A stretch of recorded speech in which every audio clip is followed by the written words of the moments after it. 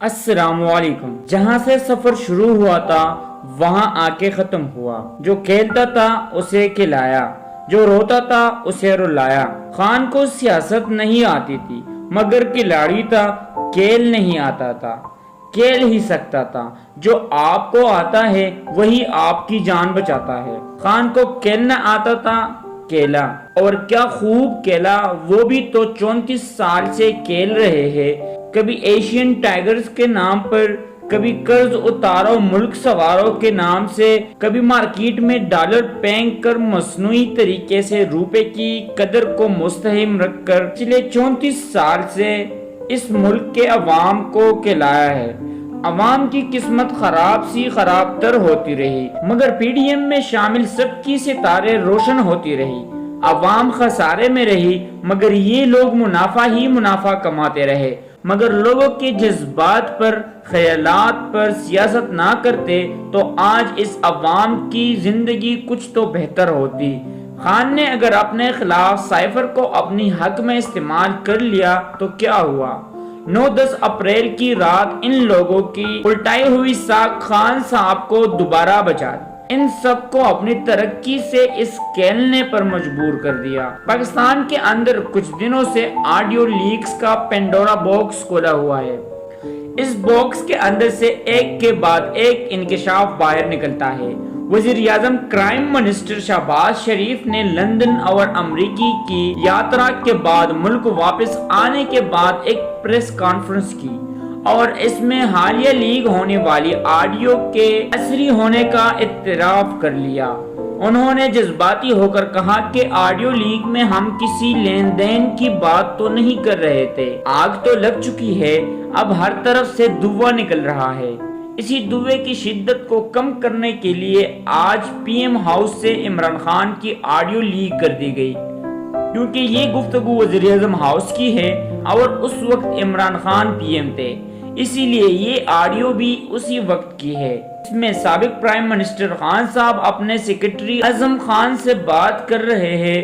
ہونا تو یہی چاہیے تھا کہ اس آڈیو لیک سے نون لیگ مطلوبہ نتائج حاصل کر لیتی مگر الٹا پی ایم اپنی ہی پیر پر خود ہی گولی مار دی، کیونکہ پچھلے 5 ماہ سے خان صاحب جس سائفر کو ثابت کرنے کے لیے اتنا زور لگا رہے تھے اور جیسے صحافی طبقے سے لے کر پی ٹی آئی کے مخالف جماعتیں دیوانوں کی طرح سے اہمیت کو تیار نہیں تھے، وہی سائفر آڈیو کی لیک ہونے سے ایک دم حقیقت بن گیا۔ جو کل صرف ایک افسانہ تھا وہ آج تاریخ میں ایک حقیقت بن چکا ہے۔ افسانے سے حقیقت بنانے میں یہ نون لیگی خود ہے، کیونکہ یہ آڈیو شہباز شریف کی آڈیو لیکس کی جواب میں کی گئی ہے۔ جلدی میں مریم نانی نے خود ہی اپنی اوپر بم دھماکہ کر دیا ہے۔ 5 ماہ پہلے اسی سائفر کے ذریعے رجیم چینج کیا۔ آڈیو لیک سے ثابت ہوا سائفر موجود تھا، وزیر اعظم کو علم تھا لیکن سائفر تک رسائی نہیں تھی۔ وزیر اعظم نے میٹنگ بلانے کا کہا تھا کہ سائفر پڑھا جائے اور اس کے منٹ بن جائے۔ یہ سائفر چھپانے والے کون تھے؟ عمران خان نے آڈیو لیکس پر پوسٹ دیتے ہوئے اور کہا کہ بہت اچھا کیا جو آڈیو لیک کر دی، ابھی تو میں نے اس پر کھیلا ہی نہیں، جتنا ایکسپوز ہوں گے اتنا ہی کھیلوں گا۔ اب سائفر کو پوری طرح پبلک کر دو۔ یہ پہلا آڈیو لیک ہے جس کو باقاعدہ وزیر اعظم ہاؤس ریلیز کر رہا ہے۔ اس پر چیف جسٹس کو ایکشن لینا چاہیے۔